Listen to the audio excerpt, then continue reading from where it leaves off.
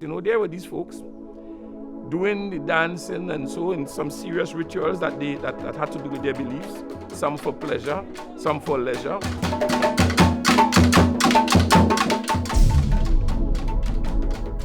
And because we are doing folk, it was always treated as if it's a stepchild, a bastard child.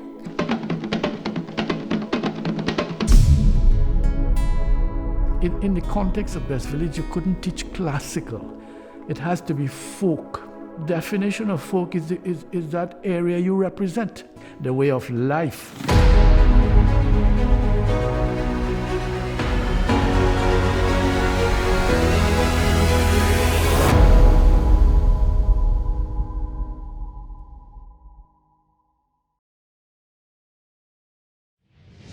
From 1964 to the early 70s were developmental years for folk expression in Best Village. Everybody going along to Prime Minister's Best Village competition and decide we making a better village. Community concerts later became folk concerts.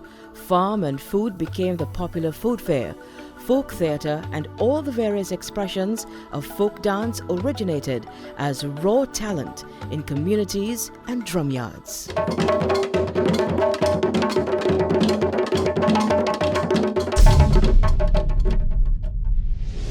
Best Village is the mother of culture, and persons fail to realize that. They are looking at it as things from the gutter, and it's not. And to me, Best Village found its pride of place because what it did is that it created a situation where it took the culture and brought it on the stage. In other words, it showcased it to the country. And all this was now pieced together and put on a stage, put in a competition, showcased, and it made people feel really good about themselves and about practicing culture and art. When you go abroad, they don't ask you for the matagrams.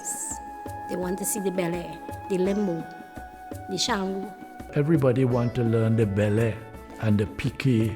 Well, limbo wasn't, you couldn't teach that. Because it's not everybody could limbo. You could be as flexible as however, and you can limbo. It has something about it that make you a limboist. The limbo is said to have been brought to the islands through the unpleasant transatlantic slave trade and has its origins in African funerary rituals.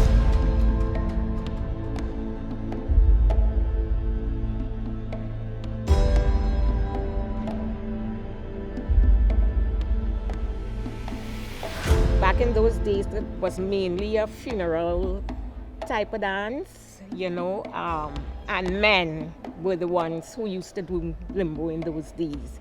In its authentic form, the bar was set from low to high. So, for instance, someone passes and they have a wake. Somebody would come with a bamboo or a stick and they would start from the lowest. And once the person doesn't fall, who is going under the bar, that soul keep rising and rising, going to the ancestral palace. When you take something that's traditional and you want to create a spectacle, sometimes you have to change around things a little bit. And I believe Julia Edwards was one of those persons who brought limbo into a club dance or show dance. So it was reversed, doing the highest bar to the lowest bar, and then they started doing apparatus with the bar and lighting the bars and that kind of thing to create a wow factor.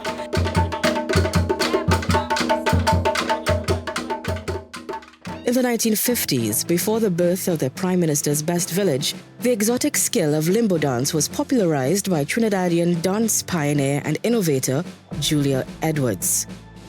The hell and back is so good. Dancers have it, especially a female dancer. That's why I didn't used to make joke with nobody. Julia is said to have pioneered the human bar and, with her troupe, appeared internationally, featuring prominently in the blockbuster Fire Down Below, parts of which were filmed in Trinidad, starring Robert Mitchum and Rita Hayworth. Limbo is the national dance of this country. Limbo, as a skilled dance, was adopted into the Prime Minister's Best Village Trophy competition and over the years produced many skilled limboists. just even finding out that I could have been was per chance. I was moonlighting with the Malay Folk Performance Senior Company, and it's in one of those rehearsals is where they were just taking the limbo bar further down, lower, and I kept up with the benders, and I was like, wait a minute, young Sabal, some.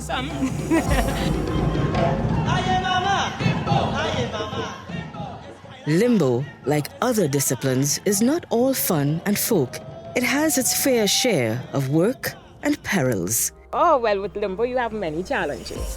As a limboist, I have gotten bruise upon bruise upon bruise on my feet. There are exercises that you do before. How to prepare the body with regards to not injuring your back, not damaging your knees. You could pull behind your calf, behind your leg. You know, you have to have strong abs. You know, you have to love your culture. You have to love what you're doing. When you come to the center, you're not coming to play. You're coming to learn. You're coming to participate. You have to have discipline most of all.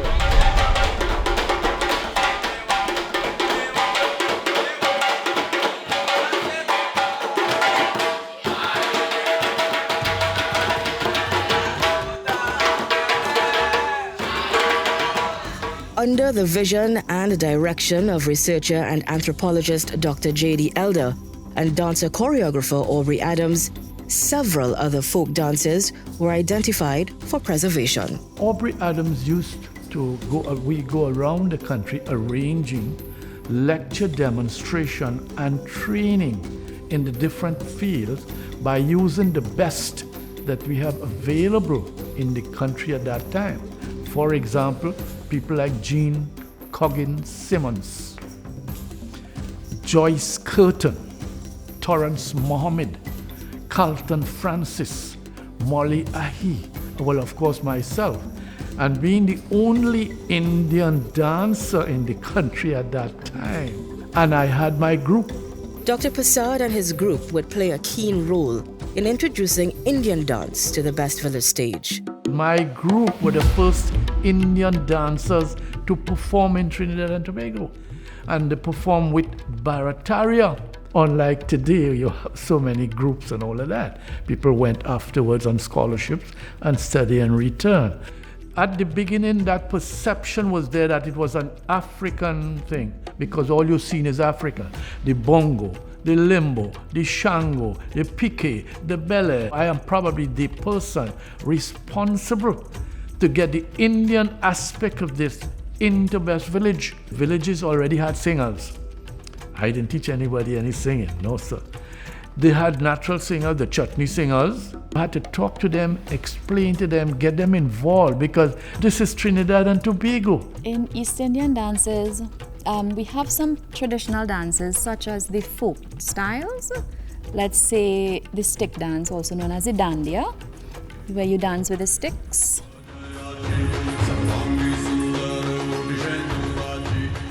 Teach them simple folk dances, simple movements which will go. But then you need the music. Then you get the musicians to come into the picture using our local music, which is the drum called the dholak, then the harmonium or organ, and then the dhantal, which is the percussion. Over time, the indigenous art forms gave way to modern expressions of Indian dance. So these Bollywood dances, they don't represent Indian dance because they are totally westernized, right? But what is happening is everybody is seeing that.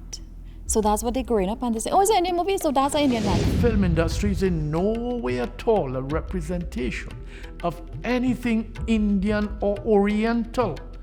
It's an attempt to imitate Europe, America, and Michael Jackson. Look at the moves. If you look at the moves and you go to a competition with that dance and you say you're doing an Indian dance and you have hip-hop, dancehall, reggae, most of your moves are, what is that? The song is Indian. Sometimes the song is English, Hindi and English.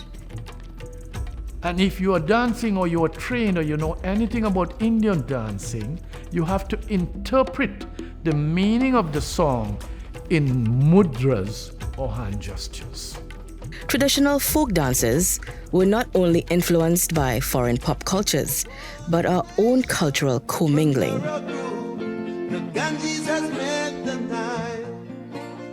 I was asked to teach a chutney dance. You know, chutney is known as something vulgar, but it is not. But I taught them a local chutney song, and they came and they won that category.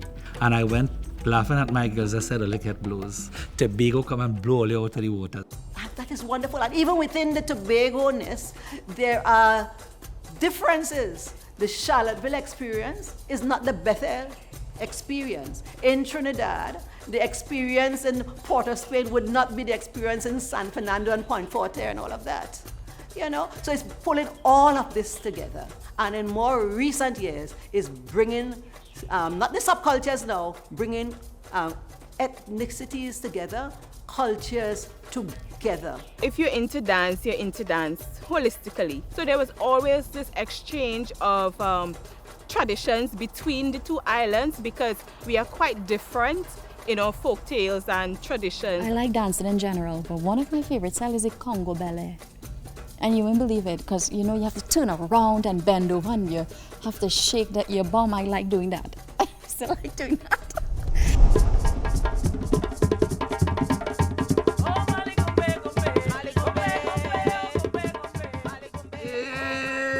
Hey, mama. When you hey, mama, you're trembling your foot and then come up to the man and the woman come up to the man. You know, you have to have your hand up there. The first year we go to Trinidad with the Congo dance.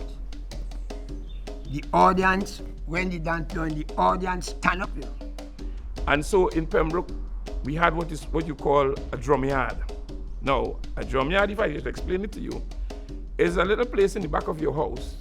When you build your house, you have a little place that you roll and sweep, and so you put up a little tent and you do all your festival dancing and so there. When we went to Best Village the first time, because drumming in ritual is done where the drummer sits here and the dancers and everybody forms a circle, right? So we were dancing with our backs to the audience. Now, if anybody here know about Best Village, you know that's one of the no-nos. Even though we didn't place very high on our first event, they commented and they told us, well, you know, you have to present to the audience and so on and so on and so. But one of the things that they told us, they said, you all have brought some material to this place that we have never seen before.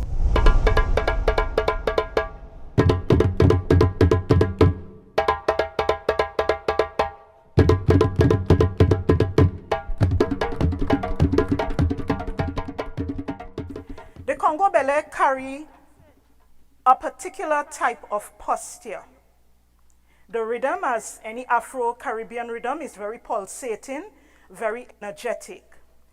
Unlike the ballet-influenced dance, where the dancer is more graceful and upward, Congo ballet is done in a knee bend position, flat back position.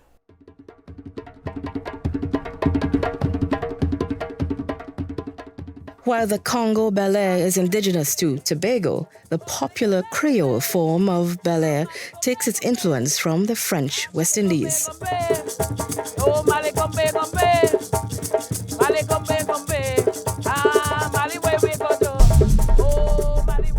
Just recently, I was at home, you know, and I had a session in church I attend, and I want to do it. And just before I leave to go to church, I remember Papa George, and I started to move with my duet and sing, we need dance the ballet, we dance the ballet. I know we go dance the ballet, and a dance and a spin and a dance. I remember Papa George. Vini danse belle, vini danse belle. I know, vini danse belle. Vini danse belle, vini danse belle. I know, vini danse belle. Vini danse belle is a tune composed by me too, but this one is asking the dancers to come and dance the ballet. You're asking them to come and dance the ballet, and you are showing off that you feel you could do it well, and you are showing up and asking people to come and dance with you to show the audience how good they are.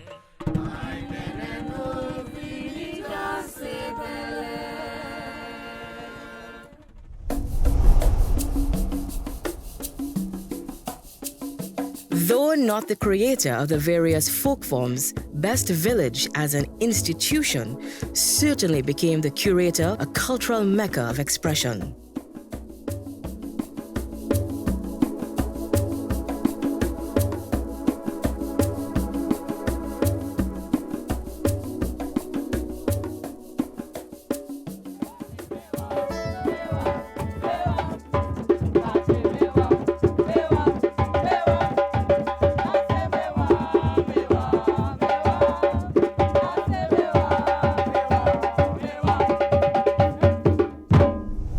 Community concert was introduced in 1964.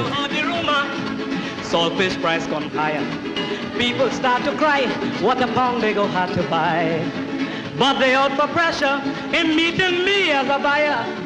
Some of them go bald because I want this saltfish at all, if you hear me. It wasn't my TV. I used to go and hang on a window by the neighbor because I couldn't be go inside. I used to hang in the window and peep through the thing. And I used to always want to see Daisy Voisin. There's Daisy Voisin. That was the first person that interested me, you know, gave me interest in Best Village. A golden voice. Este parandita, este paría, y venimos adorando al Hijo de María.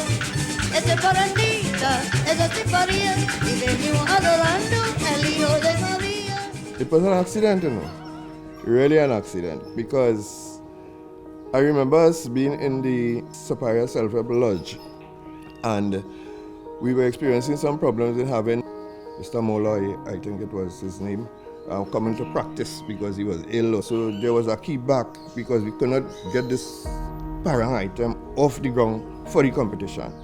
And Miss Auntie Daisy, well, as we call her Auntie Daisy, said, Mr. Worrell, I will try. He said, Daisy, you could sing parang. Because she was in the choir. She was in the choir as a chorus person, not a lead singer. That was a blessing that happened to Trinidad and Tobago and the world. Because when she sang that night, everybody, dancers stopped dancing and everybody, what's going on here? Right? And the whole night went on with Daisy just singing.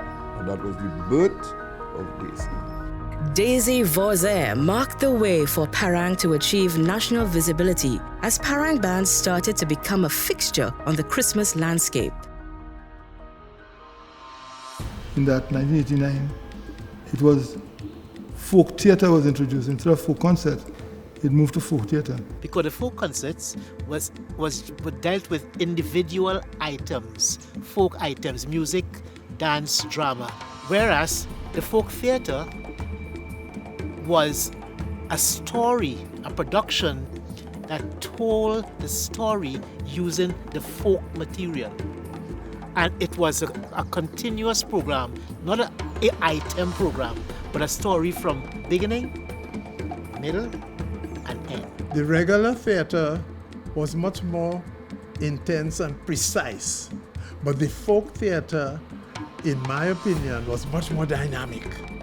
The music and the dances and even the drama was big. And Barataria Community Council wanted to run around also the dry season. Barataria was very successful for a number of years and won the coveted prize on at least 6 or 7 occasions. The competition determined that you had to have a skit or a short play involving folk characters and carnival characters. I started to look at a number of different areas, the steel band, calypso, the stick fighting.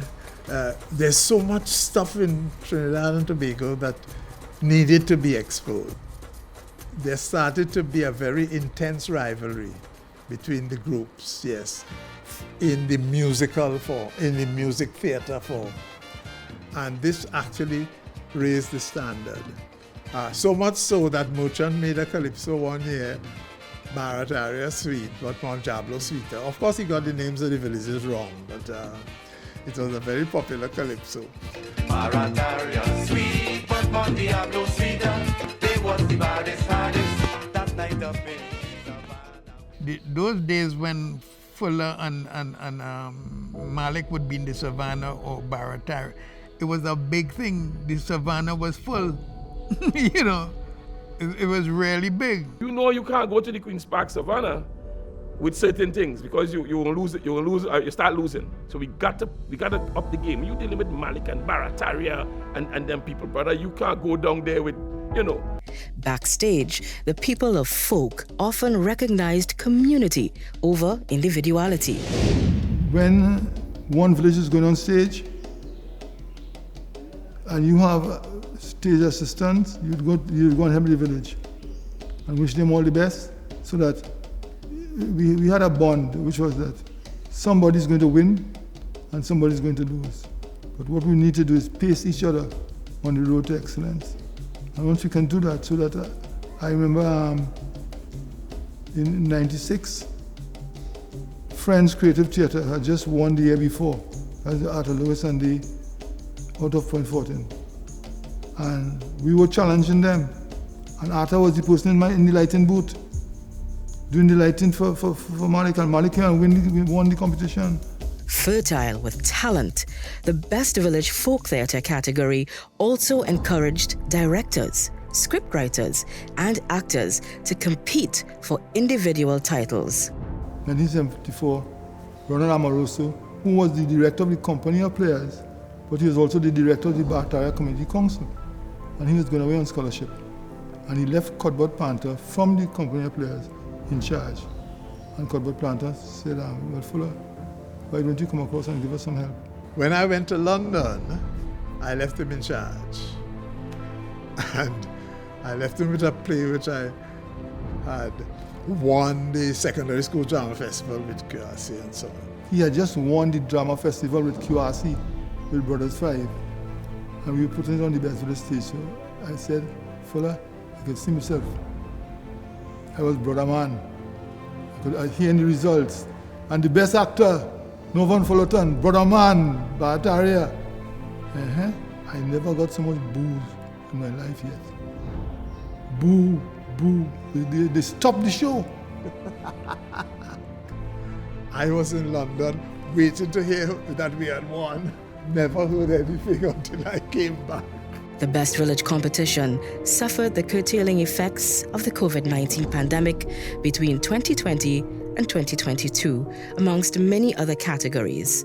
The anticipated folk theatre was last held in 2019. So as it stands now, Northwest Laventille still the title holders for Best Folk Theatre Production, that I was very fortunate, thank the heavens, for writing and directing. And the play dealt with political dissonance, the community's relationship with the politicians. The play dealt with the way in which the nation views these at potential risk communities. We had children that as small as 6. You hear what I'm saying? As small as 6. And people as old as 60. You're talking about 5, 6 generations of people dealing with the same issues, but in a different time, having the opportunity to unpack the issue in a play. Because we're in the bush, in the country, almost, ours is a little different from Northwest Laventille and company, because they are being confronted with the ghetto and the gun and the police. So the players have that.